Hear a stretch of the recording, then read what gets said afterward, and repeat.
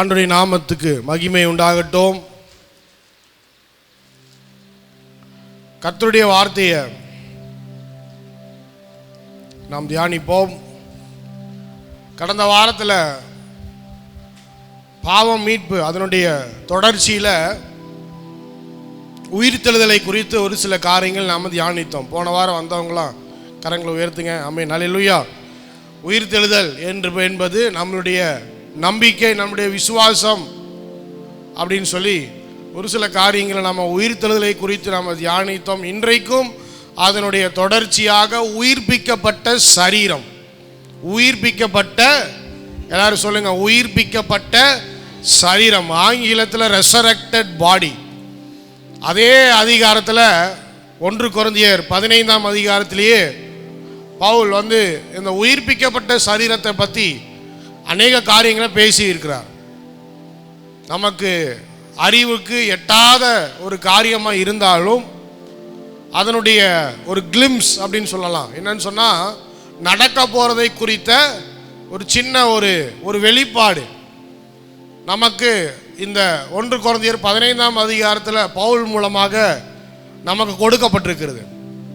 அதில் நம்முடைய உயிர்த்தெழுதல் எப்படி இருக்கும் அப்படின்னு சொல்லி பார்க்கும்போது, நம்முடைய உயிர்த்தெழுதலில் ரொம்ப முக்கியமானது என்னன்னு சொன்னால், இந்த உயிர்ப்பிக்கப்பட்ட சரீரம்.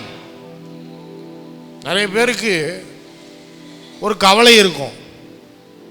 என்ன கவலைனா, நம்ம நினச்ச மாதிரி நம்முடைய சரீரம் இல்லை அப்படின்னு சொல்லி நிறைய பேருக்கு கவலை இருக்கும்.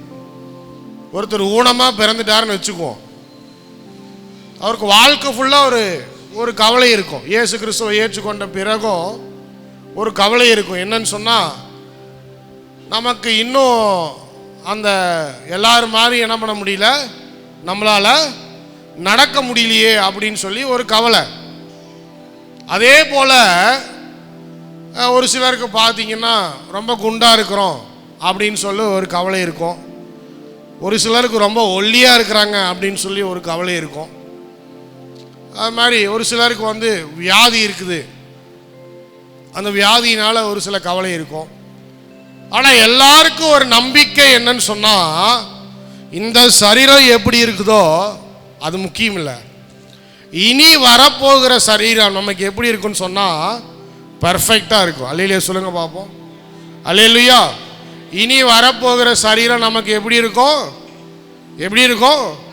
எந்த குறையும் இல்லாமல் நிறைவான சரீரத்தை நாம் பெற்றுக்கொள்வதற்காக நாம் காத்து கொண்டு இருக்கிறோம்.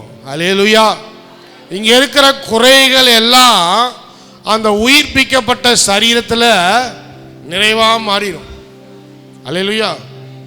ஒரு சிலருக்கு ரொம்ப கருப்பாயிட்டோன்னு ஒரு கவலை இருக்கும். பிஸ்னஸ் பண்ணுறாங்க, அதை வச்சு வெள்ளைக்காரன் கருப்பாகணும்னு சொல்லி க்ரீம் பூசிட்டு இருக்கிறான். நம்ம வெள்ளையாகணும்னு சொல்லி க்ரீம் பூசிட்டு இருக்கிறோம். பாருங்க எந்த இடத்துல எப்படியெல்லாம் பிஸ்னஸ் பண்ணுறாங்க. ஃபாரின்ல போயிட்டு அங்கே ஒருத்தர் காட்டுறாரு. என்ன காட்டுறாருன்னா, அங்கே கருப்பாகிறதுக்கான ஒரு க்ரீம் அப்படின்னு சொல்லி சூப்பர் மார்க்கெட்டில் வச்சுருக்குறாங்களாம். நிறைய பேர் வாங்கிட்டு போகிறாங்களாம். அப்போ தான் இவர் யோசிச்சாராம், இந்தியாவில் வெள்ளையாகணும்னு சொல்லி விற்கிறவன் அங்கே என்ன பண்ணுறானா, கருப்பாகணும்னு சொல்லி விற்றுட்டு இருக்கிறானா. எப்படிலாம் ஏமாத்துறாங்க பாருங்க மக்களே அப்படின்னு சொல்லி ஒரு வீடியோ போட்டிருந்தார். அந்த வீடியோவை பார்த்தேன். அப்போது நிறைய பேர் கருப்பாயிட்டோம் அப்படிங்கிற ஒரு கவலை இருக்கும். உங்களுக்கு உயிர்ப்பிக்கப்பட்ட சரீரத்தில் கர்த்தரை எல்லாரையும் ஒரே நிறமாக எழுப்புவாருன்னு விசுவாசிங்க. அல்லேலூயா, அல்லேலூயா. கருப்போ செவப்போ எல்லாரும் ஜொலிக்க போகிறோம். ஆமென், அல்லேலூயா. எல்லாரும் எப்படி ஷைனிங், எல்லாரும் அப்படியே ஜொலிக்க போகிறோம். அப்போது அதை பற்றின ஒரு சில காரியங்கள் நாம் இன்றைக்கு தியானிக்க போகிறோம். உயிர்ப்பிக்கப்பட்ட சரீரம்னா என்ன? போன வாரம் உயிர்த்தெழுதல், இந்த வாரம் உயிர்ப்பிக்கப்பட்ட சரீரம். உயிர்த்தெழுந்த பிறகு உயிர்ப்பிக்கப்பட்ட சரீரம் எப்படி இருக்கும்? 1 கொரிந்தியர் 15ஆம் அதிகாரம் 35ஆம் வசனத்திலிருந்து வாசிங்க. 1 கொரிந்தியர் 15ஆம் அதிகாரம் 35ஆம் வசனத்திலிருந்து. ஆகிலும் மரித்தோர் எப்படி எழுந்திருப்பார்கள்? ஆகிலும் மரித்தோர் எப்படி எழுந்திருப்பார்கள்? தொடர்ந்து வாசிங்க. எப்படிப்பட்ட சரீரத்தோடு வருவார்கள் என்று ஒருவன் சொல்லுவான் ஆகில், புத்தியீனனே, நீ விதைக்கிற விதை செத்தால் ஒழிய உயிர்ப்பிக்க மாட்டாதே. நீ விதைக்கிற போது இனி உண்டாகும் மேனியை விதையாமல் கோதுமை அல்லது மற்றொரு தானியத்தினுடைய வெறும் விதையையே விதைக்கிறாய். அதற்கு தேவன் தமது சித்தத்தின்படியே மேனியை கொடுக்கிறார். விதை வகைகள் ஒவ்வொன்றிற்கும் அதற்கேற்ற மேனியே கொடுக்கிறார். எல்லா மாம்சமும் ஒரே விதமான மாம்சம் அல்ல. மனுஷருடைய மாம்சம் வேறே, மிருகங்களுடைய மாம்சம் வேறே, மச்சங்களுடைய மாம்சம் வேறே, பறவைகளுடைய மாம்சம் வேறே. வானத்துக்குரிய மேனிகளும் உண்டு, பூமிக்குரிய மேனிகளும் உண்டு. வானத்துக்குரிய மேனிகளுடைய மகிமையும் வேறே, பூமிக்குரிய மேனிகளுடைய மகிமையும் வேறே. போதும், இங்கே இருப்போம். இப்போ வந்து சரீரத்தை பற்றி என்ன பண்ணுறாரு சொல்கிறார். என்னன்னு சொல்கிறாருன்னா, சரி உயிர் தெழுதல்னு பேசுகிறீங்களே, உயிர் தெழுந்த பிறகு நாம் எப்படி இருப்போம்? இப்போ இயேசு கிறிஸ்துவ எடுத்துக்குவோம். இந்த வசனத்துக்கு நல்ல ஒரு ஆதாரம் யாருன்னு சொன்னால் இயேசு கிறிஸ்து. இயேசு கிறிஸ்து உயிர் தெழுந்த பிறகு என்ன பண்ணுறாரு? எல்லாருக்கும் காட்சி அளிக்கிறார். போன அதிகாரத்தில் நம்ம வாசித்தோம். யாருக்கும் அப்படியே வந்து காட்டாமல் அப்படியே உயிர் தெழுந்துட்டு அப்படியே மேலே போல, எல்லாரையும் பார்த்து எல்லாரோடு பேசிட்டு அவங்களோட உட்காந்து சாப்பிட்டுட்டு தான் போனார். இப்போ அவர் சாப்பிட்றாரு அப்படின்னு சொன்னால் எப்படி சாப்பிட முடியும்? அவருக்கு சரீரம் இருந்தால் தான் என்ன பண்ண முடியும்? அவரால் என்ன பண்ண முடியும்? சாப்பிட முடியும். அப்போது இன்னொரு பயம் அந்த காலத்தில் இயேசு கிறிஸ்து உயிர் தெழுந்த பிறகு சீஷர்களுக்கு இருந்துச்சுன்னு சொன்னால் எல்லாரும் பக்கத்தில் வர்றதுக்கே பயந்தாங்க. என்னன்னா அப்போவும் இந்த பேய், பூதம், பிசாசு, இந்த ஆவி இதெல்லாம் பற்றி அவங்களுக்கு கொஞ்சம் என்ன இருந்தது? நாலேஜ் இருந்தது. அப்போது ஒரு வேளை இவர் வந்து ஒரு வேளை ஒரு ஆவியாக இருப்பாரோ, நாம் போய் பக்கத்தில் தொட்டா கை உள்ளே போகுது பாருங்க, இந்த டிவிலெலாம் காட்டுறாங்கல்ல, ஒரு சிலர் வந்து நிற்பாங்க, அப்புறம் வந்து இப்படி கை உள்ளே போகும், அந்த மாதிரி திடீர்னு மறைஞ்சு போவாங்க, திடீர்னு வருவாங்க. அந்த மாதிரி இந்த பேய் படத்துலலாம் காட்டுறாங்க பாருங்கள். அந்த மாதிரி ஏதோ ஆவியாக இருக்குமோ அப்படின்னு சொல்லி பயம். ஆனால் இயேசு சொல்கிறாரு, இல்லை, இதே இயேசு கிறிஸ்து தான். நான் மரிப்பதற்கு முன்பதாக உங்களோடு இருந்த அதே இயேசு கிறிஸ்து தான் இப்போ மரித்த பிறகு உயிர் தெழுந்த சரீரத்தை பெற்று இப்பொழுது நான் என்ன பண்ணியிருக்கிறேன்? திரும்பி வந்திருக்கிறேன். அதில் தோமா போய் என்ன பண்ணுறாரு? தொட்டு பார்க்குறார். தொட்டு பார்க்கும்போது இயேசு சொல்கிறாரு, என்னை ஆணிகளில் அடித்த அந்த கரங்களில் உள்ள அந்த அடையாளத்தையும் என்ன பண்ணுங்க பாருங்க. ஏன்னா அது இல்லைன்னா அது வேற இயேசு கிறிஸ்துவாக கூட இருக்கலாம். இயேசுவை போல் வேற யாராவது ஒருவர் வந்து ஏமாற்றுவதை கூட இருக்கலாம். ஆனால் சிலுவையில் அடிக்கும்போது அவர் எப்படி ரத்தம் சிந்தினாரோ, அந்த ஆணிகள் அவருடைய கையில் எப்படி போச்சோ, அந்த தழும்புகளை இயேசு கிறிஸ்து என்ன பண்ணுறாரு? உயிர்ப்பிக்கப்பட்ட சரீரத்தில் வந்த பிறகு அதை காண்பிக்கிறார். அப்போது உயிர்ப்பிக்கப்பட்ட சரீரம் எப்படி இருக்குன்னு சொன்னால், இயேசு கிறிஸ்துடைய மாதிரியில் வைத்து பார்க்கும்போது மனுஷங்களுடைய சரீரம் எப்படி இருக்குதோ, இப்போ எப்படி 2 கை 2 கால், நமக்கு கண் மூக்கு எல்லாம் கர்த்தர் எப்படி படைச்சிருக்கிறாரோ, நம்ம எப்படி அடையாளம் கண்டுபிடிக்கிறோமோ, அதே போல் உயிர்ப்பிக்கப்பட்ட பிறகும் உயிர் தெழுந்த சரீரத்தை பெற்ற பிறகும் நமக்கு அது எல்லாமே அப்படியே இருக்கும். அல்லேலூயா சொல்லுங்க பார்ப்போம். அல்லேலூயா. நம்ம பார்க்கும்போது இந்த பிரதர் தான், இந்த சிஸ்டர் தான், இவங்க தான் அப்படின்னு என்ன பண்ணிடலாம்? ஈஸியாக கண்டுபிடிச்சிடலாம். அப்போது இவங்க சொல்கிறாரு, உயிர் தெழுந்ததுக்கு பிறகு உயிர் தெழுந்தவங்க எப்படி இருப்பாங்க அப்படிங்கிறத பற்றி நீங்கள் கவலைப்பட வேண்டாம். ஏன்னா இயேசுவே என்ன பண்ணிட்டார்? அதை காண்பித்து விட்டு போயிட்டார். அதே போல் அவர் எப்படி திரும்ப எழுந்தாரோ அதே போல் வசனம் சொல்லுது. 38ஆம் வசனம், தேவன் தமது சித்தத்தின்படியே மேனியை கொடுக்கிறார். விதை வகைகள் ஒவ்வொன்றுக்கும் அதற்கேற்ற மேனியை என்ன பண்ணாரா? அவர் கொடுக்கிறார். எல்லா மாம்சமும் ஒரே விதமான மாம்சம் அல்ல.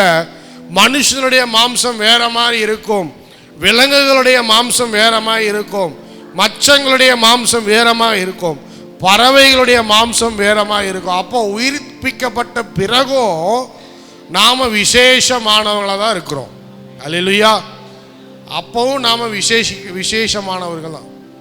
உயிர்ப்பிக்கப்பட்ட சரீரத்தை பெற்ற பிறகும் நாம் எப்படி இருப்போம்? இப்போவும் நம்ம விசேஷமாக தான் இருக்கிறோம். அல்லேலூயா. விலங்குகளுடைய சரீரம் மாதிரியா நமக்கு இருக்குது, கரடி முடியா நமக்கு இருக்குது, குரங்கு பல்ல நமக்கு இருக்குது. என்னுடைய பையன் கை சூப்பிட்டே இருந்தான் சின்ன வயசில். இந்த கதையை சொல்லணும், இன்னும் அவனுக்கு ஞாபகம் இருக்குது. இப்போ என்ன பண்ணலாம் சொல்லி சொல்லி பார்த்தேன், கேட்கவே இல்லை. நிறைய பேர் சொன்னாங்க வேப்ப எண்ணெயெல்லாம் பூசினா என்ன பண்ணுவான், கை சூப்புறத விட்டுருவான்ட்டு. வேப்ப எண்ணெயை பூசினா அது எப்படி கசக்குதோ அதை அப்படியே உள்ளே வச்சு வேப்ப எண்ணெயோட சூப்பிட்டுக்கிறான். அப்புறம் பார்த்தேன் இவனை என்னடா பண்ணுறது அப்படின்ட்டு என்ன பண்ணேன், ஒரு ஐடியா கண்டுபிடிச்சேன். என்னென்னா கம்ப்யூட்டரில் என்ன பண்ணேன், அந்த குரங்கு பல் இருக்குது பாருங்கள், இந்த மாதிரி முன்னாடி நீட்டிக்கிட்டு ஒரு மாதிரி அசிங்கமாக இருக்கிற மாதிரி ஒரு குரங்கு பல்ல என்ன பண்ணேன், பிரிண்ட் அவுட் எடுத்து அதை வந்து கதவில் ஒட்டிட்டேன். இப்போ எப்போல்லாம் கை சூப்புறானோ அப்போல்லாம் கூட்டிகிட்டு போய் நீ கை சூப்பினா உன் பல் இந்த மாதிரி ஆயிரும், கை சூப்பினா குரங்கு பல்லு மாதிரி நீ மாறிடுவேன்னு சொல்லிகிட்டே இருக்கும்போது அவனுக்கு என்ன ஆயிடுச்சு, அது அப்படியே ரெக்கார்ட் ஆயிடுச்சு. ஐயையோ நம்ம கை சூப்புனா நம்ம பல்லும் குரங்கு பல்லு மாதிரி மாறிட மாட்டிருக்குது அப்படின்ட்டு அதை பார்த்து ஒரு மாதிரி, அதுவும் ரொம்ப மோசமான பல்லெல்லாம் ஒரு மாதிரி இருக்கிற குரங்கா எடுத்து என்ன பண்ணேன், போய் ஒட்டி வச்சேன். ஒரே மாதத்தில் என்ன பண்ணிட்டான், ஃபஸ்ட்டு ஒரு வாரம் அப்படியே யோசனை பண்ணிகிட்டே இருந்தான், 2வது வாரம் கொஞ்சம் கொஞ்சமாக குறைச்சான், 3வது வாரத்தில் டோட்டலாக நிப்பாட்டிட்டான். அல்லையிலே சொல்லுங்கள் ஆமென். ஏன்னா அவனுக்கு குரங்கு மாதிரி பல்லு வர்றது அவனுக்கு பிடிக்கல, இஷ்டம் இல்லை. ஐயோ நம்ம பல்லு இப்படி ஆயிடுச்சுன்னா என்ன ஆகுது அப்படின்னு பயத்திலே விட்டான். அப்போது நம்ம எல்லாருக்குமே ஒரு விலங்குகளை போல சரீரத்தை பெற்றுக்கொள்ளணும்னு யாருக்கும் விருப்பம் கிடையாது. நம்ம விலங்குகளை போல் இருக்கணும் அப்படின்னு யாருக்குமே விருப்பம் கிடையாது. நம்ம கரடி மாதிரி இருக்கணும், குரங்கு மாதிரி இருக்கணும் அப்படிலாம் யாருக்கும் விருப்பம். நம்ம விசேஷித்தவர்களாக இருக்கோம், இப்போ விசேஷித்தவர்களாக இருக்கிறோம். கர்த்தர் நம்மளை விசேஷித்த சரீரத்தை நமக்கு கொடுத்துருக்கிறார். இந்த ஜுவாலஜி படிக்கிறவங்களை கேட்டு பார்த்தீங்கன்னா இந்த ஹியூமன் பாடி எவ்வளோ ஸ்பெஷல் அப்படின்னு சொல்லி பயங்கரமான விஷயத்தை சொல்லுவாங்க. நிறைய healing power, self healing power நம்முடைய சரீரத்துக்கு இருக்குது, இப்போவும் இருக்குது. நிறைய குணப்படுத்த, அதாவது வியாதிகள் வந்து மருந்தே தேவையில்லை, நம்முடைய சரீரமே என்ன பண்ணிடுமா, குணப்படுத்திடும். எல்லா விதத்திலையும் கர்த்தர் நம்ம என்ன பண்ணிருக்கோம், நம்மளுடைய சரீரத்தை விசேஷித்த சரீரமாக தான் நமக்கு கொடுத்துருக்கிறார், படைச்சிருக்கிறார். எபிரேயரில் சொல்லப்பட்டிருக்கிற தேவதூதர்களை காட்டிலும் விசேஷித்தவர்கள் யாருன்னு சொன்னால் மனுஷங்களாகிய நம்ம தேவதூதர்களை காட்டிலும் விசேஷித்தவர்கள். அப்போ உயிர்த்தெழுந்த பிறகு உயிர்ப்பிக்கப்பட்ட சரீரம் அது இன்னும் விசேஷமானதாக இருக்கும். விலங்குகளுடைய சரீரத்தை போல் அல்ல, மச்சங்களுடைய சரீரத்தை போல் அல்ல, பறவைகளுடைய சரீரத்தை போல் அல்ல. இன்னும் மனிதர்கள் உயிர்ப்பிக்கப்பட்ட பிறகு இன்னும் இப்போ என்ன சரீரம் பெற்றிருக்கிறோமோ இதை காட்டிலும் விசேஷித்த சரீரத்தை நாம் பெறுவோம். அல்லேலூயா சொல்லுங்க பாப்போம். அல்லேலூயா. அப்போ அடுத்து தொடர்ந்து வாசிப்போம். 42 வாசிங்க. மரித்தோரின் உயிர்த்தெழுதலும் அப்படியே இருக்கும். அழிவுள்ளதாய் விதைக்கப்படும், அழிவில்லாததாய் எழுந்திருக்கும். கனவீனம் உள்ளதாய் விதைக்கப்படும், மகிமை உள்ளதாய் எழுந்திருக்கும். பலவீனம் உள்ளதாய் விதைக்கப்படும், பலமுள்ளதாய் எழுந்திருக்கும். ஜென்ம சரீரம் விதைக்கப்படும், ஆவிக்குரிய சரீரம் எழுந்திருக்கும். ஜென்ம சரீரமும் உண்டு, ஆவிக்குரிய சரீரமும் உண்டு. போதும். அடுத்து என்ன சொல்றாரு, நம்முடைய சரீரம் இப்பொழுது எப்படி இருக்கு, அழிவுள்ள சரீரமாய் இருக்கிறது. நல்ல ஒரு பாடல் பாடணும். அழிவிலிருந்து அழியாமையை பெற்றுக்கொள்ள போகிறோம். நல்ல ஒரு பாட்டு எழுதியிருக்கிறார் ஃபாதர், இந்த வசனத்திலிருந்து எழுதியிருக்கிறார்.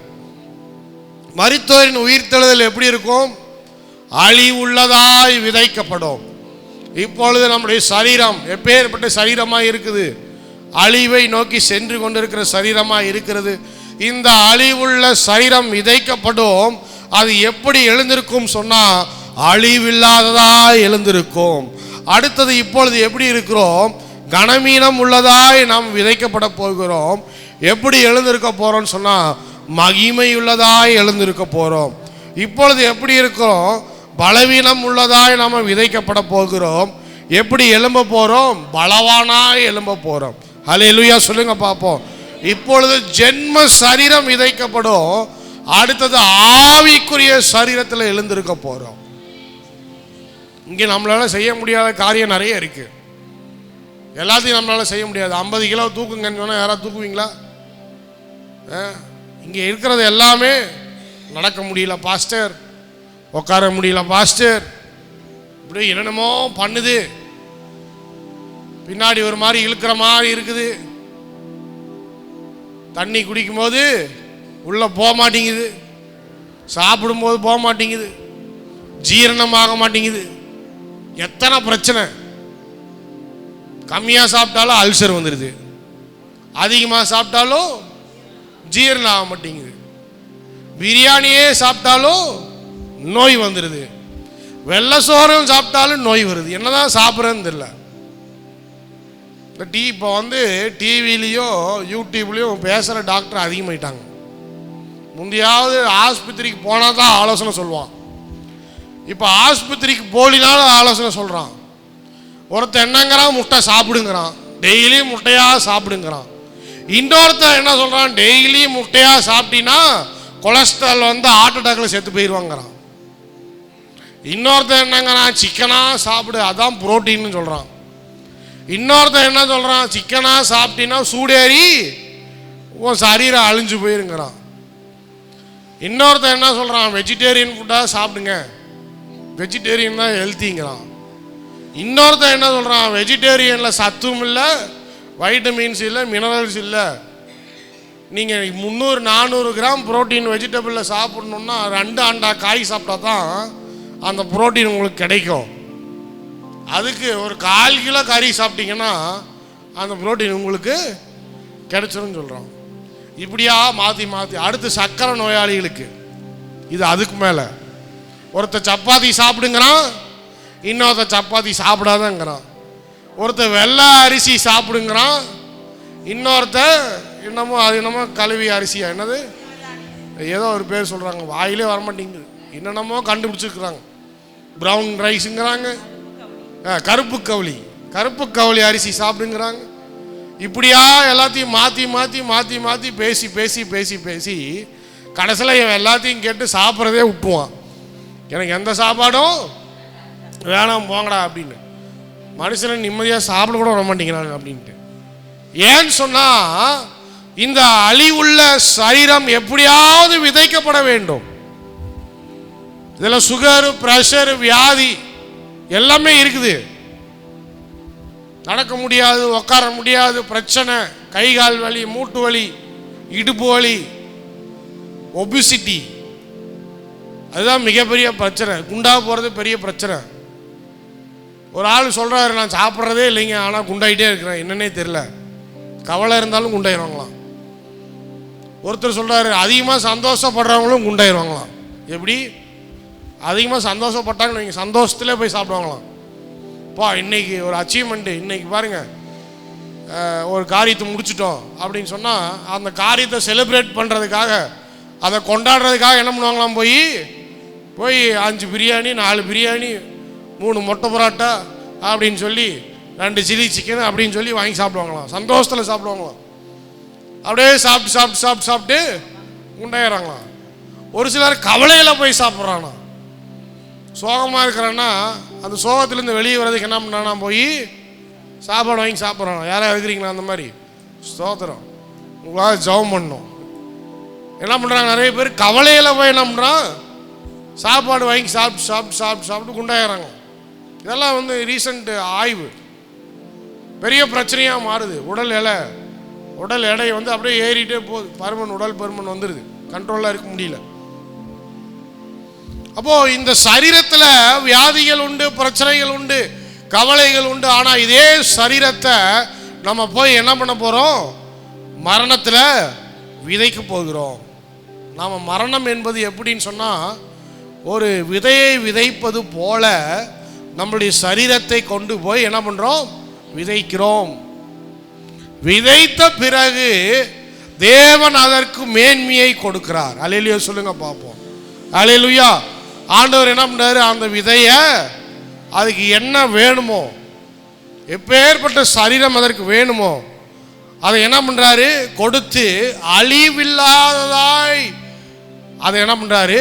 அதை எழுப்புகிறார். வசனத்தை வாசிங்க. அழிவில்லாததாய் எழுந்திருக்கும், கனவீனம் உள்ளதாய் விதைக்கப்படும், மகிமையுள்ளதாய் எழுந்திருக்கும். இப்போ அழிவோடு விதைக்கப்படுகிறோம். ஆனா அதுக்கப்புறம் நோ டெத்து, அதுக்கப்புறம் அழிவே கிடையாது, மருத்துவரே கிடையாது. அல்லேலூயா சொல்லுங்க பார்ப்போம். அல்லேலூயா. மருத்துவரே இங்குதான் மருத்துவர். இந்த அழிவுள்ள சரீரத்துக்கு தான் மருத்துவர். அழிவில்லாத சரீரத்துக்கு ஆண்டவர் டாக்டருக்கெல்லாம் வேற ஜாப் கொடுத்துருவார். ஸ்தோத்திரம். என்ன கொடுப்பாருன்னு தெரியல, அங்கே போனதான் தெரியும். ஆனால் வேற ஜாப் கொடுத்துருவார். இந்த சரீரத்தை குறித்து நம்ம கவலைப்படணும், அந்த சரீரத்தை கொடுத்து நம்ம கவலைப்பட வேண்டிய அவசியமே இல்லை. ஏன்னு சொன்னால் அது அழிவில்லாததாக இருக்க போகிறது. அடுத்தது, இந்த சரீரம் இங்க கனவீனம் உள்ள சரீரமாக இருக்கிறது.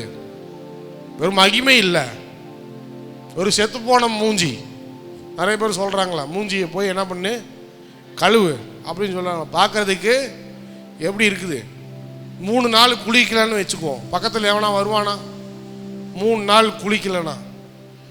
இந்த யூரோப்லலாம் குளிராக இருக்குது, யூரோப்காரங்க குளிராக இருக்குது. அவங்க பார்த்தீங்கன்னா யாரும் அதிகமாக குளிக்கிறதே கிடையாது. குளிக்கிறாங்க அந்த மாதிரி 3 நாளைக்கு ஒருக்கா அந்த மாதிரி தான் குளிக்கிறாங்க. தண்ணியும் அதிகமாக என்ன பண்ணுறதில்ல, யூஸ் பண்ணுறதே கிடையாது. ஏன்னா அந்தளவுக்கு குளிர் பிரதேசம், எல்லாம் பனி அந்த மாதிரி இருக்கிறாங்க. அந்த மாதிரி ஹீட்ரு, வீட்டுக்கே ஹீட்ரு போட்டு தான் அவங்க குடியிருக்கிறாங்க. இப்போ அங்கே வந்து வேர்ப்பதே இல்லை, வேர்ப்பதே இல்லை. ஆனாலும் கூட அவங்களுக்கும் என்ன பண்ணுது, ஒரு விதமான ஒரு துர்நாற்றம் வருது. அங்கேயே எல்லோரும் என்ன பண்ணுறாங்க, பர்ஃப்யூமு, டியோட்ரண்ட்டு அதெல்லாம் யூஸ் பண்ணுறாங்க. ஆனால் மைல்டாக இருக்குது. நம்ம ஊரில் விற்கிற அளவுக்கு யூரோப்போடைய பர்ஃப்யூமோ டியோட்ரண்ட்டோ வாசனை வீசாது. ஏன்னு சொன்னால் அது ஒரு குளிர் பிரதேசம், ரொம்ப மைல்டாக இருக்கும், அது போட்டிருக்கிறதே தெரியாது. ஆனால் இந்த துபாயிலேருந்து வராங்க பாருங்கள், இந்த அரபு நாட்டிலேருந்து வராங்க பாருங்கள், நம்ம ஊர் ஆளுங்களை எடுத்துக்குவோம். இவங்க பக்கத்தில் போனீங்கன்னா அங்கே ஒரு கிலோமீட்டருக்கு தூரத்துலேருந்து என்ன பண்ணோம், அப்படியே வாசனை வீசிக்கிட்டே போவாங்க. ஏன்னு சொன்னால் நாம் எல்லாம் எங்கே வாழ்கிறோம், ரொம்ப உப்புசமான வெக்கையில் என்ன பண்ணுறோம், நம்ம வாழ்கிறோம். ஈஸியாக நமக்கு வேர்க்குது. ஒரு நாள் குளிக்கலன்னு சொன்னால் நம்மளுடைய சரீரத்தை நம்மளால் என்ன பண்ண முடியல, நம்மளாலேயே என்ன பண்ண முடியல, அந்த வாசனையை நுகர்ந்து பார்க்க முடியல, அவ்வளோ நாற்றம் எடுக்குது. அப்போது இந்த இடத்துல, இப்பேற்பட்ட இடத்துல 3 நாள் நம்ம குளிக்காமல் இருந்தோம்னு சொன்னால் என்ன ஆகும்? பெரிய கப்பு, யாரும் பக்கத்துலேயே வரமாட்டாங்க. அப்போ எவ்வளவு கனவீனம் உள்ளது நம்மளுடைய சரீரம்னு பாருங்க. ஒரு சின்ன நோய் வந்தால் போதும், உடனே என்ன ஆயிடுது, அப்படியே ஒல்லி ஆயிடுறாங்க.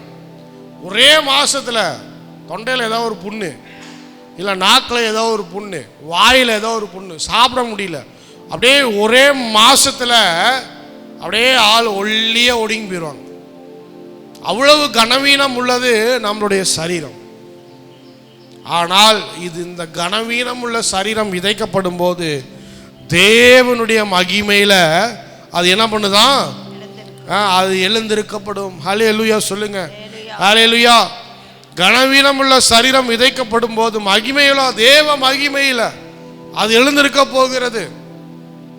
வியாதி இல்லை, உபத்திரவம் இல்லை, கஷ்டம் இல்லை, பிரச்சனை இல்லை, சுகர் இல்லை, ப்ரெஷர் இல்லை, அல்சர் இல்லை, முட்டு வலி இல்லை, தலைவலி இல்லை, சைனஸ் பிரச்சனை இல்லை, அலர்ஜி இல்லை, ஆஸ்துமா இல்லை, எதுவுமே இல்லை. அல்லையா சொல்லுங்க பாப்போம்.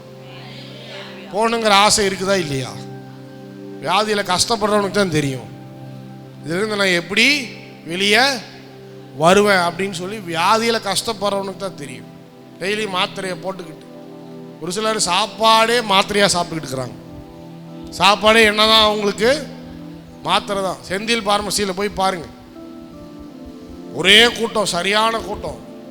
அதனால் டிஸ்கவுண்ட், இப்போ எல்லோரும் இப்போ டிஸ்கவுண்டில் வாங்கி சாப்பிட்றோம்.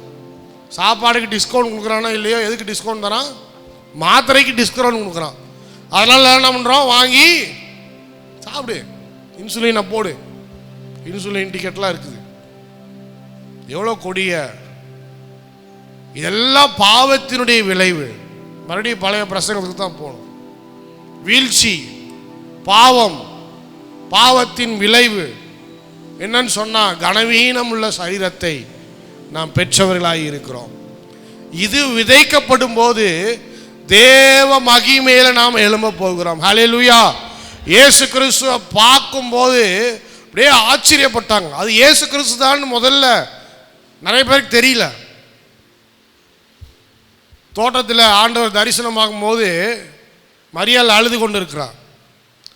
இயேசு கிறிஸ்து பேசுறாரு. ஆனால் பேசும்போது இயேசு கிறிஸ்து தான் பேசுறாருன்னு கொஞ்ச நேரம் என்ன பண்ண முடியல, அவளால் விளங்கி கொள்ளவே முடியல. திடீர்னு பார்க்கணும் போது பயப்படுறா. இப்போ இந்த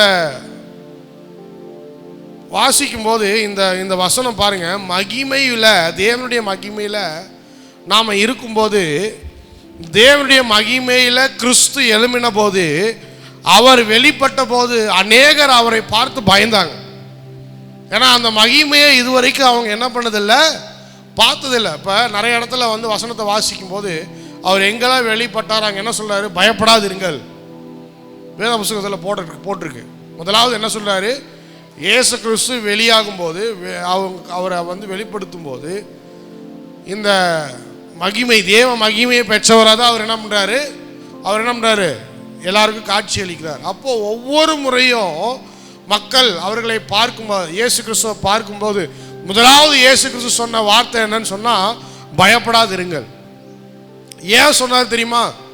அவர் தேவனுடைய மகிமையை பெற்றவராக என்ன பண்ணாரு, காட்சி அளித்தார். அப்போ உயிர்த்தெழுந்த இயேசு கிறிஸ்துவுக்கு முன்பதாக இருந்த இயேசு கிறிஸ்துனுடைய சரீரம் வேற, உயிர்ப்பிக்கப்பட்ட பிறகு எப்படி மகிமையிலே, ஆண்டவருடைய மகிமையிலே அவருடைய சரீரம் என்ன பண்ணுது, காண்பித்தது. தேவனுடைய மகிமையை அந்த சரீரம் காண்பித்தது.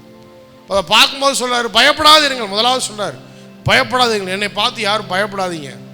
அப்போனா என்ன அர்த்தம் அப்படின்னு சொன்னால், நம்ம உயிர்ப்பிக்கப்பட்ட பிறகு நம்முடைய சரீரமானது, அந்த உயிர்ப்பிக்கப்பட்ட சரீரமானது தேவனுடைய மகிமையை அது வெளிப்படுத்தி கொண்டே இருக்கும்.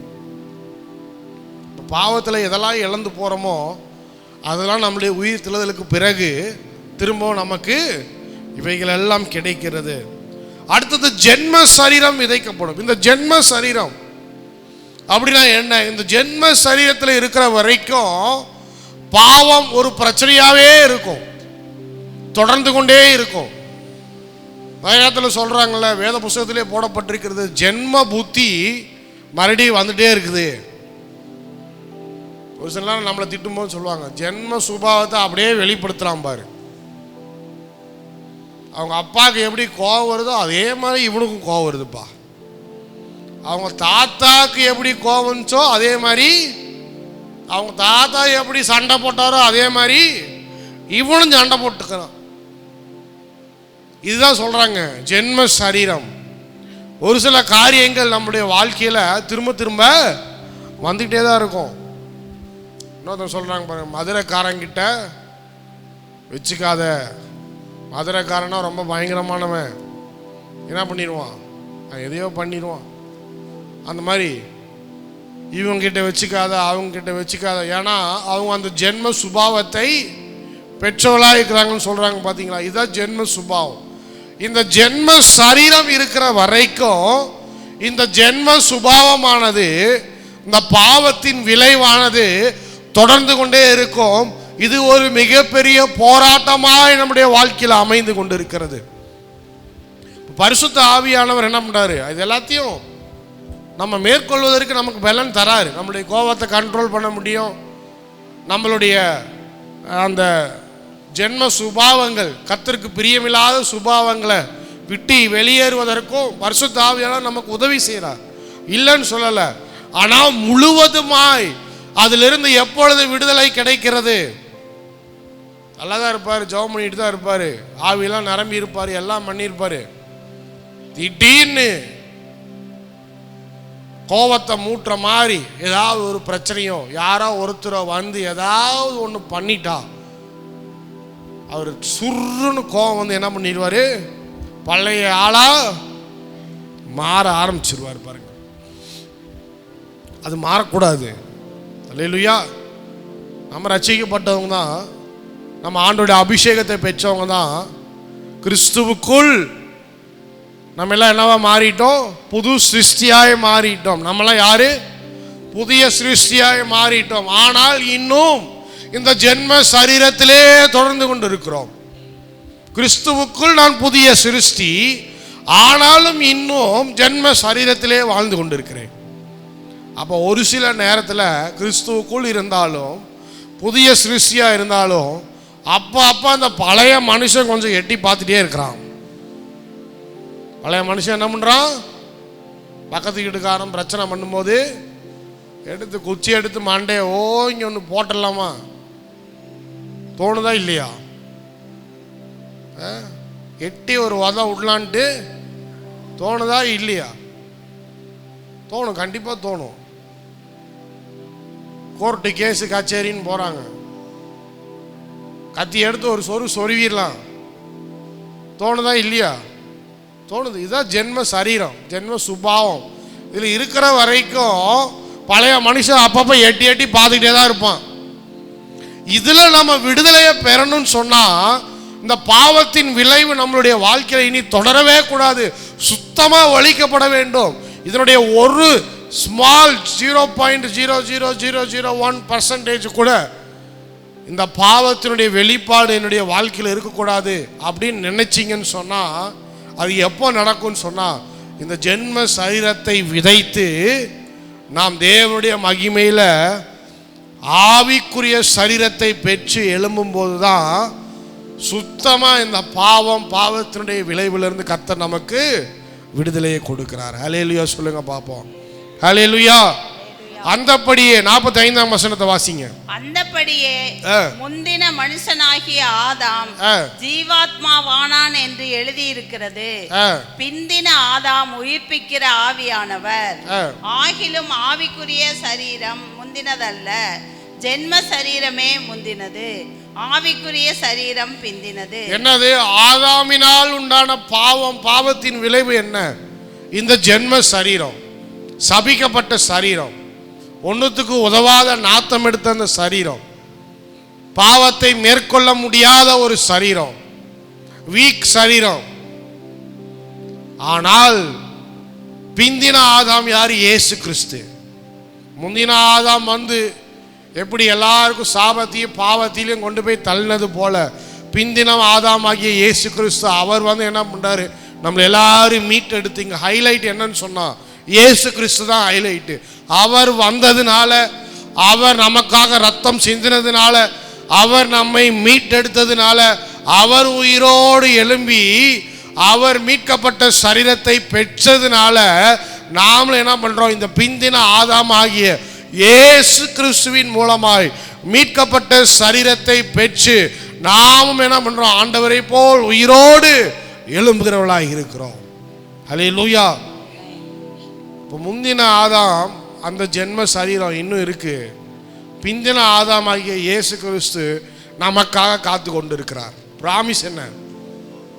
நீங்க எப்போ வருவீங்க? இயேசு கிறிஸ்து உயிர் திறந்துட்டாரு, உயிர் திறந்து அவர் மேலே போயிட்டாரு. இப்போ அடுத்து எல்லாரும் உயிர் தெள வேணும். எப்போ எல்லாரும் உயிர் தெள போறீங்க?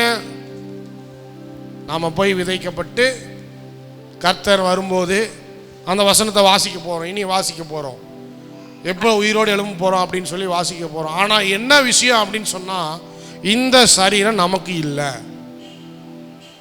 இதுலயே நம்ம வாழ போறதும் கிடையாது. அதனாலதான் நிறைய பேருக்கு அந்த வியாதியில் இருக்கிறவங்களுக்கு நாம இதை சொல்லணும். நிறைய பேருக்கு இன்னும் குணமாகல, ஆண்டவர் ஏற்றுக்கொண்டு இருக்கிறாங்க. நிறைய பேர் கேட்குறாங்களாம், இயேசுக்குள்ளதான் இருக்கிறேன், ரட்சிக்கப்பட்டிருக்கிறேன், ஞானஸ்தானம் பெற்றிருக்கிறேன், எல்லாம் பண்றேன், ஆண்டவர் நேசிக்கிறேன், ஆனா இந்த ஒரு வியாதி எனக்கு தொடர்ந்துகிட்டே இருக்குதே பாஸ்டர், என்ன பாஸ்டர் பண்றது? இதில் விடுதலை ஆண்டவர் கொடுக்கவே மாட்டாருன்னா கொடுப்பாரு, சீக்கிரமா கொடுக்க போறாரு. கொடுக்கறதுக்காக தான் அவர் காத்துக்கிட்டு இருக்கிறார். அது என்னன்னு சொன்னா உயிர்ப்பிக்கப்பட்ட சரீரம். ஹல்லேலூயா. இங்க குணமாகாதெல்லாம் அங்க குணமாக போகுது. ஹல்லேலூயா. அங்க உயிர்ப்பிக்கப்பட்ட சரீரம். இங்க குணம் ஆனாலும் மறுபடியும் இது என்ன சரீரம் தான்? பலவீனம் உள்ள சரீரம் தான். அதனாலதான் சொல்றது, இந்த மிராக்கள் என்பது ஒரு அவிவிசுவாசி இயேசுவை ஏற்றுக்கொள்வதற்காக அற்புதம் அடையாளம் இதெல்லாம் நடக்குது, இல்லைன்னு சொல்லலை. அற்புத அடையாளத்தெல்லாம் ஏன் ஆண்டவர் கொடுக்குறாருன்னு சொன்னால், ஒரு அவிவிசுவாசி இயேசுவை ஏற்றுக்கொள்வதற்காக ஒரு அடையாளத்தை காண்பித்தா அந்த அடையாளத்தின் மூலமாவது சுவிசேஷத்தை ஏற்றுக்கொண்டு சபைக்கு வருவார்கள், ஆண்டவரை ஏற்றுக்கொள்வார்கள் என்பதற்காக தான் இந்த அற்புத அடையாளம்லாம் காண்பிக்கப்படுகிறது.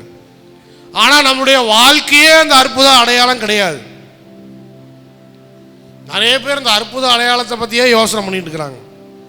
அவங்க முழு ஊழியமும் அற்புத அடையாளம் தான், வசனம்லாம் கிடையாது. அதே போல் அங்கே போகிற ஆட்களை எதுக்கு போகிறாங்க? அற்புத அடையாளத்துக்காக தான் போகிறாங்க. எனக்கு இது சுகமாகணும், எனக்கு இது சுகமாகணும், எனக்கு அது சுகமான பிறகு என்ன பண்ண போகிறீங்க? அங்கே தான் கேள்வி. நிறைய பேருக்கு வெறும் சுகம்தான் வேணும், சுகத்துக்கு பிறகு இருக்கிற வாழ்க்கை வேண்டாம், உயிர்ப்பிக்கப்படணுங்கிற ஆவல் வேண்டாம். நான் உலகத்தில் இருக்கிற வரைக்கும் சுகமாக இருக்கணும், அதான் அவனுக்கு வேணும். ஆனால் ஆண்டவர் சொல்றாரு, உனக்கு இங்கே சுகம் கிடைத்தாலும் உனக்கு இங்கே சுகம் கிடைக்காமல் போனாலும் நீ இந்த ஜென்ம சரீரத்தை விதைக்கும் போது மறுரூபமாக்கப்பட்ட சரீரம், உயிர்ப்பிக்கப்பட்ட சரீரம், அதாவது ஆவிக்குரிய சரீரம் உனக்கு கிடைக்கும் போது நீ பூரண சுகமுள்ளவனாய் எழுந்திருக்க போகிறாய். அல்லேலூயா. அதற்காக தான் இயேசு கிறிஸ்துவும் காத்திருக்கிறார். பூரண சுகம் இல்லைன்னா எந்திருக்க போகிறேன். இங்கே நீ எவ்வளோ வேதனைப்பட்டியோ எவ்வளோ கஷ்டப்பட்டியோ அதற்கு உண்டான ஆவிக்குரிய சரீரம் உனக்கு கிடைக்கப்பட போகிறது. சப்பானியாவே மறிச்சிட்டான் ஒருத்தன், ஆண்டவர் அவனை எழுப்புவார். எந்திரிக்கும் போது அவன் காலை பெற்று அங்கே ஓடுவான் பாருங்க. அல்லேலூயா சொல்லுங்க பார்ப்போம். அல்லேலூயா. அவனை போல சந்தோஷம் உள்ளவன் யாருமே இருக்க மாட்டான். அவன் பாட்டு ஓடி ஓடி குதிச்சு குதிச்சு அவனுக்கு பெற்றிருக்கிற அந்த காலை குறித்து எவ்வளோ சந்தோஷப்பட போறான். காதையே கேட்காம இங்கே வாழ்ந்தாச்சு.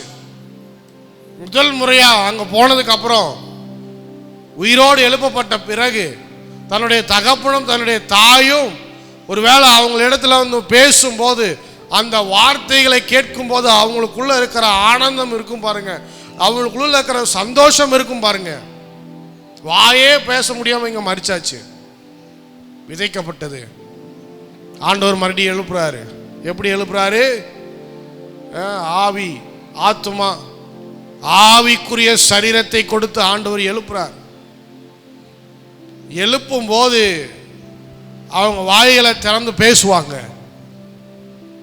அவங்க பேசுறத கேட்கும் போது அவங்களுக்கு ஆனந்தமா இருக்கும், அவங்கள சுத்தி பார்த்து கொண்டு இருக்கிற எல்லாருக்கும் ஆனந்தமா இருக்கும். இப்படிதான் பரலோகத்தில் இவ்வளோ ஆனந்தத்தை நம்ம பார்க்க போகிறோம். முடவர்கள் நடக்க போகிறார்கள், சப்பானி நடக்க போறார், ஊமை பேச போகுது, காது கேட்காத அவங்களுக்கு கேட்க போகுது. அதனுடைய ஒரு பகுதி தான் இங்க மிராக்கிள்ஸ் ஆண்டவர் காட்டுறாரு. ஆனா ஒருவேளை இங்கேயும் அந்த மிராக்கிள் அவங்களுக்கு கிடைக்கலன்னு சொன்னா, ஒருவேளை அந்த பாக்கியம் இங்கே அவங்களுக்கு கிடைக்கலன்னு சொன்னா, ஆனால் இயேசு கிறிஸ்துவை ஏற்றுக்கொண்டால், இயேசு கிறிஸ்துவை தங்களுடைய வாழ்க்கையில் இரட்சகராய் ஏற்றுக்கொண்டு நீதியை பெற்று இயேசு கிறிஸ்துவை பெற்று அவங்க மீட்கப்பட்டவர்களாய் மரித்தார்கள் சொன்னா இன்னொரு சான்ஸ் ஆண்டவர் வச்சிருக்கிறார். அல்லேலூயா சொல்லுங்க பாப்போம். அல்லேலூயா. எதெல்லாம் அவங்களுக்கு வேணும்னு நினைக்கிறாங்களோ அதெல்லாம் கர்த்தர் கொடுக்க போறார். அதற்காக தான் அவர் காத்து கொண்டு இருக்கிறார். எப்ப நடக்க போகுது? 52 வாசிங்க. எக்காலம் தொனிக்கும், எக்காலம் தொனிக்கும், அப்பொழுது மரித்தோர் அழிவில்லாதவர்களாய் எழுந்திருப்பார்கள், அப்பொழுது மரித்தோர் அழிவில்லாதவர்களாய் எழுந்திருப்பார்கள், நாமும் மறுரூபமாக்கப்படுவோம், நாமும் மறுரூபமாக்கப்படுவோம், அழிவுள்ளதாகிய இது அழியாமையையும், அழிவுள்ளதாகிய இது அழியாமையையும், சாவுக்கேதுவாகிய இது சாவாமையும், சாவுக்கேதுவாகிய இது சாவாமையும் தரித்துக் கொள்ள வேண்டும். தரித்துக் கொள்ளும் போது அழிவுள்ளதாகிய இது அழியாமையையும், சாவுக்கேதுவாகிய இது சாவாமையையும் தரித்துக் கொள்ளும் போது மரணம் ஜெயமாக விழுங்கப்பட்டது, மரணம் ஜெயமாக விழுங்கப்பட்டது என்று எழுதியிருக்கிற வார்த்தை நிறைவேறும், எழுதியிருக்கிற வார்த்தை நிறைவேறும். மரணமே உன் கூரை கூர் எங்கே? மரணமே உன் கூர் எங்கே? பாதாளமே உன் ஜெயம் எங்கே? பாதாளமே உன் ஜெயம் எங்கே? மரணத்தின் கூர் பாவம். மரணத்தின் கூர் பாவம். பாவத்தின் பலன் நியாயப்பிரமாணம். பாவத்தின் பலன் நியாயப்பிரமாணம். நம்முடைய கர்த்தராகிய இயேசு கிறிஸ்துவினால், நம்முடைய கர்த்தராகிய இயேசு கிறிஸ்துவினாலே நமக்கு ஜெயம் கொடுக்கிற தேவனுக்கு ஸ்தோத்திரம். அல்லேலூயா, அல்லேலூயா. எக்காலம் தொனிக்கும். அதற்கு முன்பதாக 51ஆம் வசனம் வாசிக்கும் போது அவர் சொல்றாரு, நாம் எல்லாரும் நித்திரை அடைவதில்லை, ஆகிலும் கடைசி எக்காலம் தொனிக்கும் போது ஒரு நிமிஷத்திலே ஒரு இமை பொழுதிலே நாம் எல்லாரும் மறுரூபமாக்கப்படுவோம் அப்படின்னு சொல்லப்பட்டிருக்கிறது. அல்லேலூயா. ஆங்கிலத்தில் வாசிக்கும் போது ட்விங்க்லிங் ஆஃப் த ஐ அப்படின்னு சொல்லப்பட்டிருக்கிறது. ஒரு ஒரு ஒரு கண் இமை பொழுதுல, அதாவது நம்ம கண்ணை மூடி கண்ணை திறக்கிற அந்த நேரத்தில், கண்ணை மூடி கண்ணை திறக்கிற நேரத்தில் கடைசி எக்காலம் தொனிக்கப்படுமா. அதான் ஆண்டவருடைய வருகையின் அடையாளம், லாஸ்ட் ட்ரம்பட். அதற்கு பிறகு இயேசுவானவர் என்ன பண்றாரு? வானத்திலிருந்து இறங்கி வருகிறார். அந்த கடைசி எக்காலம் தொனிக்கும் போது ஒரு இமை பொழுதுல அப்ப முதலாவது மரித்தவர்கள் எல்லாரும் என்ன பண்றாரு? அந்த கடைசி எக்காலத்துக்கு பிறகு மரித்தவர்கள் எல்லாரையும் முதலாவது உயிரோடு எழுப்புகிறார். உறங்கி கொண்டிருக்கிறவர்கள். முதல் பிரசங்கத்தில் சொன்னேன், நாம் மரிப்பதில்லை, நாம் எல்லாரும் என்ன பண்ணி கொண்டிருக்கிறோம்? உறங்கி கொண்டிருக்கிறோம், நித்திரை அடைந்தவர்களாக இருக்கிறோம். கிறிஸ்துவுக்குள் மரித்தவர்கள் எல்லாரும் நித்திரை அடைந்தவர்களாக இருக்கிறார்கள். அவங்க எல்லாரும் உயிர்ப்பிக்கப்பட்ட சரீரத்தை பெற்றவர்களாய், உயிர் தெழுந்த சரீரத்தை பெற்றவர்களாய், மறுரூபமாக்கப்பட்ட சரீரத்தை பெற்றவர்களாய் அவர்கள் எல்லாரும் உயிரோடு எழும்புகிறார்கள். அதற்கு பிறகு அப்பொழுது யாரெல்லாம் அப்போ உயிரோடு இருக்கிறாங்களோ, 2 பேருக்கும் சேர்த்து தான் சொல்றாரு, மரித்தவங்களுக்கும் சேர்த்து சொல்றாரு, அப்போ உயிரோடு இருக்கிறவங்களும் சேர்த்து சொல்றாரு. அப்போ யாரெல்லாம் உயிரோடு இருக்கிறாங்களோ அவங்க எல்லாரும் அதே நேரத்தில் அந்த ஒரு கண் மூடி திறக்கிற அந்த நிமிஷத்தில் எல்லாரும் உயிர்ப்பிக்கப்படுவார்கள். அவங்களுடைய சரீரம் அப்படியே மாற்றப்படும். அப்போதான் என்ன ஆகிறது? அழிவுள்ளதாகிய இது அழியாமையும், சாவுக்கேதுவாகியது சாவாமையும் இவையெல்லாம் தரித்து கொள்ளும் போது இப்போதான் வசனம் நிறைவேறுகிறது. மரணம் ஜெயமாக விழுங்கப்பட்டது என்று எழுதியிருக்கிற வார்த்தை நிறைவேற போகிறது. அதற்கு பிறகு மரணம் என்பதே இல்லை. அல்லேலூயா சொல்லுங்க. அதற்கு பிறகு என்ன இல்லை? மரணம் என்பதே இல்லை. மரணமே கிடையாது. ஏன்னா அந்த உயிர்ப்பிக்கப்பட்ட சரீரத்தில் பாவம் இல்லை. அதனால தான் கீழே இருக்கிற வசனம் சொல்லுது, மரணத்தின் கூர் பாவம், பாவத்தின் பலன் பாவம். பாவம் இருக்கிற வரைக்கும். இப்போ இந்த நியாயப்பிரமாணத்தை பற்றி ஏன் பேசுகிறாங்க அப்படின்னு சொன்னால், நியாயப்பிரமாணம் எப்படியோ இந்த பாவத்திலிருந்து வெளியே கொண்டு வரணும் அப்படின்னு சொல்லி அநேக சட்ட திட்டங்கள் எல்லாம் கொடுக்கப்பட்டாலும் ஒரு ஃபெயிலியர், பிக் ஃபெயிலியர். யார் இந்த சட்ட திட்டத்தினால இந்த மரணத்தையும் இந்த பாவத்தையும் மேற்கொள்ள தங்களுடைய வாழ்க்கையில் முடியவே முடியாது. ஆனால் சொல்றது, இயேசு இல்லையில் மீட்பு இல்லை, மீட்பு இல்லையில் உயிர்த்தெழுதல் இல்லை, உயிர்த்தெழுதல் இல்லைன்னு சொன்னா நமக்கு மரணத்திலிருந்து ஜெயம் இல்லை. இயேசு இல்லைன்னா என்ன இல்லை? மீட்பு இல்லை. மீட்பு இல்லைன்னா என்ன இல்லை? உயிர்த்தெழுதல் இல்லை. உயிர்த்தெழுதல் இல்லைன்னா உயிர்ப்பிக்கப்பட்ட சரீரமும் இல்லை. உயிர்ப்பிக்கப்பட்ட சரீரமும் இல்லைன்னு சொன்னால் மரணத்திலிருந்து நமக்கு ஜெயம் இல்லை. இதெல்லாம் நடக்கணுங்கிறதுக்காக தான் இயேசு கிறிஸ்துவே பூமிக்கு வரார். அவரே ரத்தம் சிந்துறார். ஆனால் நியாயப்பிரமாணம் ஃபெயிலியர். இன்னைக்கும் நிறைய பேர் இந்த நியாயப்பிரமாணத்தினால, சட்ட திட்டங்களால் எப்படியாவது அவங்க மீட்பை பெற்றுக்கொள்ளணும்னு சொல்லி இன்னைக்கும் போய் பலி செலுத்துகிறவங்க இருக்கிறாங்க, இன்னைக்கும் போய் மொட்டையடிக்கிறவங்க இருக்கிறாங்க, இன்னைக்கும் போய் ரத்தம் சிந்துறவங்க இருக்கிறாங்க, தங்களுடைய சரீரத்தை குத்திக்கிறவங்க இருக்கிறாங்க, இன்னைக்கும் போய் மலையேறவங்க இருக்கிறாங்க, படிக்கட்டில் உருள்றவங்க இருக்கிறாங்க, விலங்குகள்கிட்ட போய் ஜபம் பண்ணுறவங்க இருக்கிறாங்க, சிலைகளுக்கு முன்பாக நின்று தங்களுடைய பாவத்தை அறிக்கையிட்டு ஜெபம் பண்ணுறவங்க இருக்கிறாங்க. செவுத்துல போய் முட்டி ஜெபம் பண்ணுறவங்களும் இருக்கிறாங்க. ஆனால் இவங்க எல்லாரும் புரிந்து கொள்ள வேண்டியது என்னன்னு சொன்னா, இயேசு கிறிஸ்து இல்லைன்னு சொன்னா அங்கே மீட்பு இல்லை. ஏன்னா இயேசு சிந்தின ரத்தம் மட்டுமே நியாய பிரமாணத்தினால கொடுக்க முடியாத ஒரு மீட்பை இயேசு சிந்தின ரத்தத்தின் மூலமாய் நாம் எல்லாரும் பெற்றவர்களாய், மீட்கப்பட்டவர்களாய், அதே போல உயிர்ப்பிக்கப்பட்டவர்களாய் நாம் எல்லாரும் உயிரோடு எழும்ப போகிறோம். அல்லேலூயா. இந்த ஆண்டவர் கொடுத்த மிகப்பெரிய ஒரு பாக்கியம். இங்கே எப்படி இருந்தாலும் நமக்கு கவலையே இல்லை, அதை பற்றி கவலைப்பட வேண்டிய அவசியம் இல்லை. எத்தனை வியாதி வந்தாலும் எனக்கு பிரச்சனையே இல்லை. இப்போ இந்த மாதிரி இந்த சத்தியத்தில் வரும்போது ஒருவர் மரிப்பது என்பது ஒரு ஆனந்தமான ஒரு காரியம், ஒரு சோகமான நிகழ்வு கிடையாது. ஒரு மனுஷன் மரிப்பது என்பது ஒரு சந்தோஷமான சமாச்சாரம் இல்லைங்களா? அதனாலதான் பவுல் சொல்றாரு, ஏன் நீங்க துக்கம் உள்ளவங்களா இருக்கிறீங்க? ஒருத்த மரிக்கும் போது ஏன் இப்படி கதறி அழுவுறீங்க? அவிவிசுவாசிகள், இயேசுவை அறியாதவர்கள் உட்காந்து அழுதுட்டு இருக்கிற மாதிரி நீங்களும் உட்காந்து அழுதுட்டு இருக்கிறீங்க. ஏன்னா அவங்கள பார்க்க போகிறோம் என்கிற பாக்கியம் நமக்கு மட்டும்தான் இருக்குது. அதே போல சும்மா பார்க்க போறதில்ல, உயிர்ப்பிக்கப்பட்ட சரீரத்தை பெற்று நம்ம பார்க்க போகிறோம். அது பர்ஃபெக்டா இருக்க போகிறது. இங்க இருக்கிற குறைகள் எல்லாம் அங்க நிறைவாய் மாற்றப்பட்டு எதுவுமே இல்லாம ஒரு ஆனந்தமான இடத்துல வச்சு பார்க்க போறோங்கிறது அதோட ஒரு சந்தோஷமான செய்தி. அல்லேலூயா.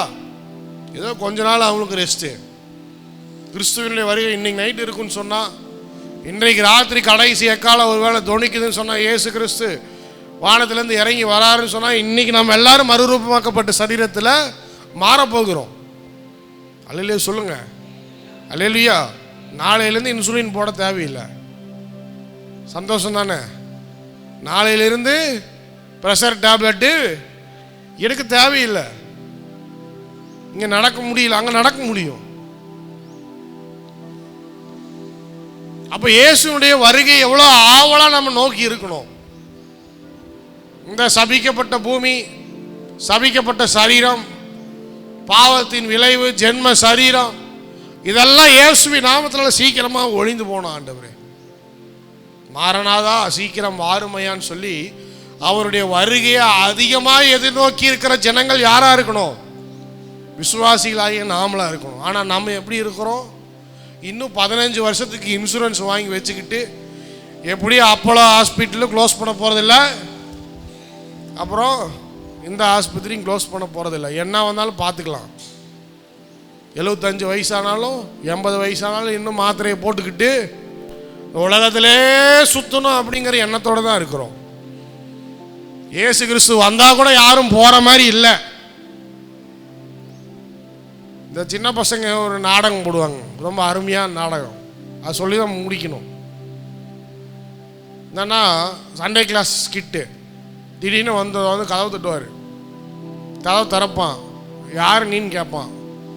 நான் தான் இயேசு கிறிஸ்துன்னு சொல்லுவார். அவன் சொல்லுவான், எனக்கு சர்ச்சு தெரியும், பாஸ்டர் தெரியும், எல்லாரும் தெரியும், ஆனால் இயேசு எனக்கு நீங்கள் யாருன்னு எனக்கு தெரியாது, போங்கன்னு தத்து விட்டுருவான். அடுத்து வேற எங்கேயோ போய் கதவு தட்டுவார். அங்கேயும் என்னன்னு சொல்லுவார், அடுத்து பாஸ்டருக்கே போய் கதவு தட்டுவார்னு வச்சுக்குவோமே. தட்டி பாஸ்டரை கேட்பார், நீங்கள் யார்? இயேசு கிறிஸ்து. அவர் சொல்லுவார், இயேசு கிறிஸ்துவை பற்றி பைபிள் எனக்கு தெரியும், இயேசு கிறிஸ்துவை பற்றி நான் படிச்சிருக்கிறேன், எல்லாம் பண்ணியிருக்கிறேன், ஆனால் உங்களை பார்த்தா எனக்கு இயேசு மாதிரி தெரியல, நான் போய் தூங்குறேன்ட்டு அவர் போய் தூங்கிடுவார்.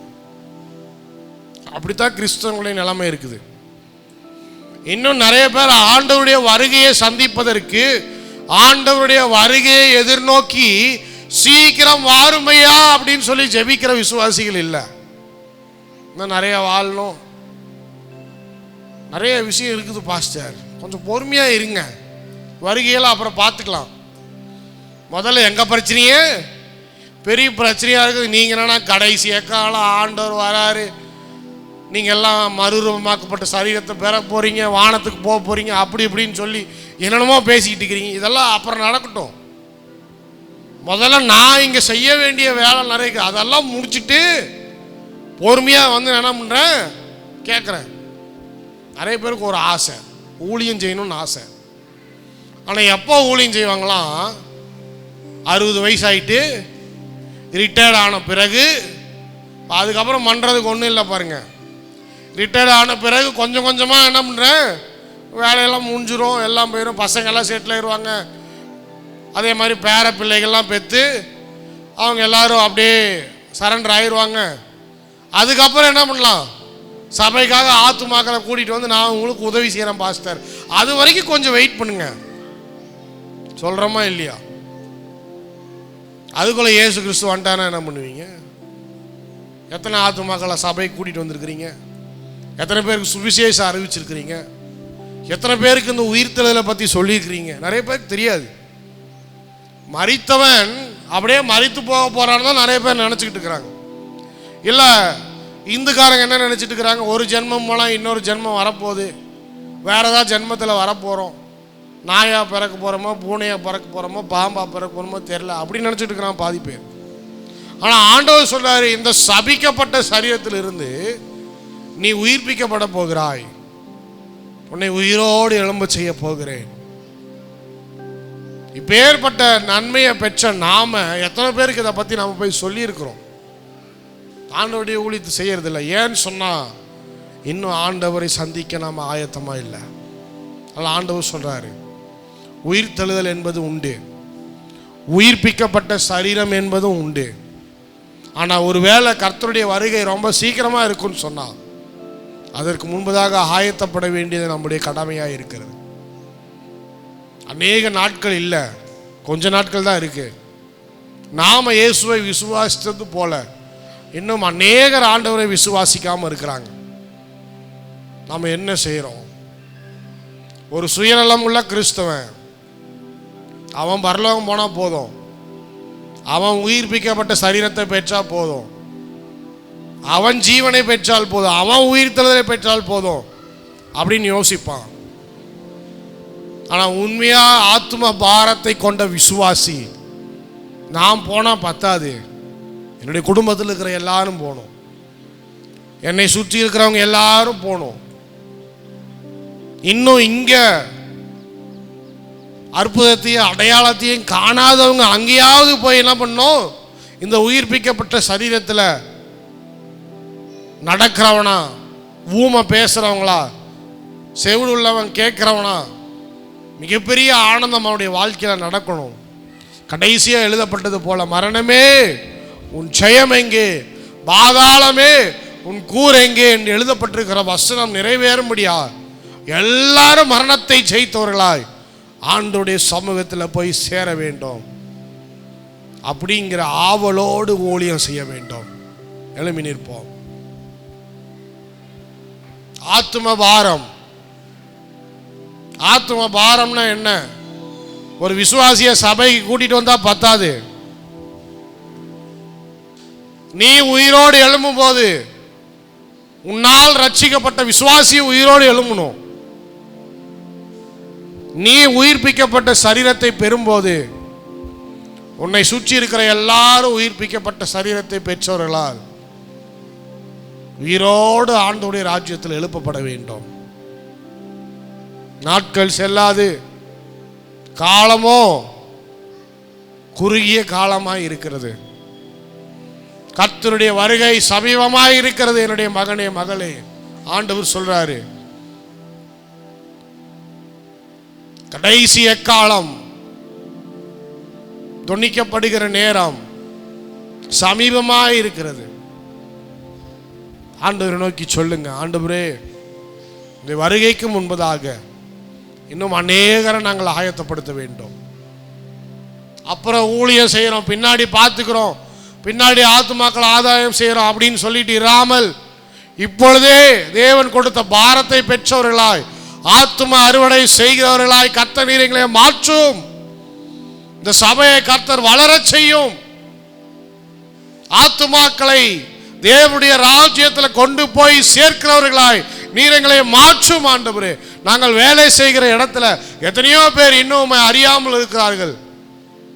எங்களை சுற்றி இருக்கிற ஜனங்கள் இன்னும் உம்மை அறியாமல் இருக்கிறார்கள். சுவிசேஷம் அறிவிக்கப்பட வேண்டும்.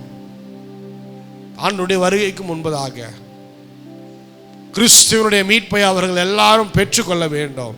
இயேசு கிறிஸ்து இல்லை என்று சொன்னால் அங்கு மீட்பு இல்லை. இயேசு இல்லை என்று சொன்னால் அங்க உயிர்த்தெழுதல் இல்லை. இயேசுவின் நாமத்தினால அவங்க எல்லாருக்கும் ஆண்டவரே தேவனுடைய ராஜ்யம் என்பது அவங்க எல்லாரும் பெற்றிருக்க வேண்டும். ஆண்டவரே நீர் எங்களை எடுத்து பயன்படுத்தும் உதவி செய்யும். இன்றைக்கு வந்த ஒவ்வொருவரையும் ஆசீர்வதியும். அவருடைய தேவைகளை சந்தியும். தொடர்ந்து ஆண்டவரே ஒவ்வொரு ஆத்மாவாய் தேவனுடைய ராஜ்யத்தில் சேர்ப்பதற்கு நீர் அவங்களுக்கு உதவி செய்யும். பலன் தாரும் ஆண்டவரே. தொடர்ந்து வழி நடத்தும். இன்னும் அநேகரை ஆயத்தப்படுத்த நீர் எங்களுக்கு உதவி செய்யும். சகல துதிக்க மகிமையெல்லாம் உமக்கே செலுத்துகிறோம். இயேசுவின் நாமத்தினால செபிக்கிறோம் நல்ல பிதாவே, ஆமென். அழிவுக்குரிய இவ்வுடல் ஒரு நாள் அழியாமை அணிந்து கொள்ளு. சாவுக்குரிய இவ்வுடல் ஒரு நாள் சாவாமை அணிந்து கொள்ளு. அழிவுக்குரிய இவ்வுடல் ஒரு நாள் அழியாமை அணிந்து கொள்ளு. சாவுக்குரிய இவ்வுடல் ஒரு நாள் சாவாமை அணிந்து கொள்ளு. பயமில்லையே பயமில்லையே ஜெயம் எடுத்தாரே ஜெயம் எடுத்தார். பயமில்லையே பயமில்லையே ஜெயம் எடுத்தாரே ஜெயம் எடுத்தார். மரணமே கூறங்கே கூறங்கே பாதாளமே ஜெயமேங்கே. எல்லாரும் சேர்ந்து மரணமே கூறங்கே கூறங்கே பாதாளமே ஜெயமேங்கே. இறந்தோர் மேலும் வாழ்ந்தோர் மேலும் ஆளுகை செய்திடவே இயேசு மரித்து உயிர்த்து எழுந்தார். இன்றைக்கும் ஜீவிக்கிறார். எல்லாரும் இறந்தோர் மேலும் வாழ்ந்தோர் மேலும் ஆளுகை செய்திடவே இயேசு மரித்து உயிர்த்து எழுந்தார். இன்றைக்கும் ஜீவிக்கிறார். பயமில்லையே மரணம் பயமில்லையே ஜெயம் எடுத்தார் இயேசு ஜெயம் எடுத்தார். பயமில்லையே மரணம் பயமில்லையே ஜெயம் எடுத்தார் இயேசு ஜெயம் எடுத்தார். மரணமே கூறெங்கே பாதாளமே பாதாளமே ஜெயமேங்கே.